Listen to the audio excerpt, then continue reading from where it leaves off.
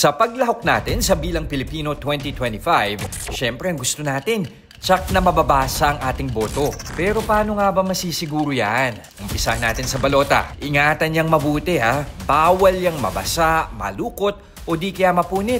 Kundi, ire-reject yan ang vote counting machine. Hindi pa naman pinapayagan ang pagpapalit ng balota. Siguraduhin ding ang official marker lang ng Board of Electoral Inspectors ang gagamitin sa pag-shade ng balota. Pero paano nga ba ang tamang pag-shade ng bilog sa tabi ng pangalan ng inyong napupusuang kandidato?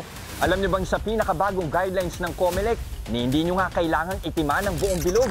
Kahit 15% lang ito o simpleng tuldok gamit ang marker ng COMELEC, mababasa na raw ang inyong boto.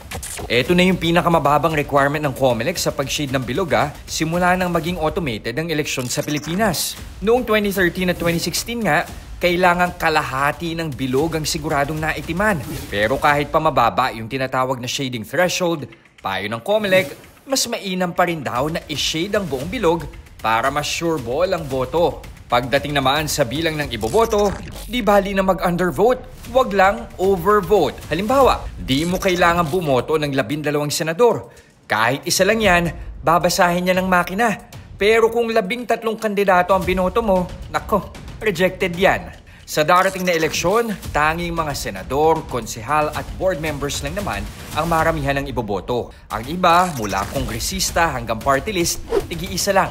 Ayon sa COMELEC, mas mainam kung may kodigo na kayo o di naman kaya gamitin ang voter information sheet na ipakakalat nila bago ang halalan.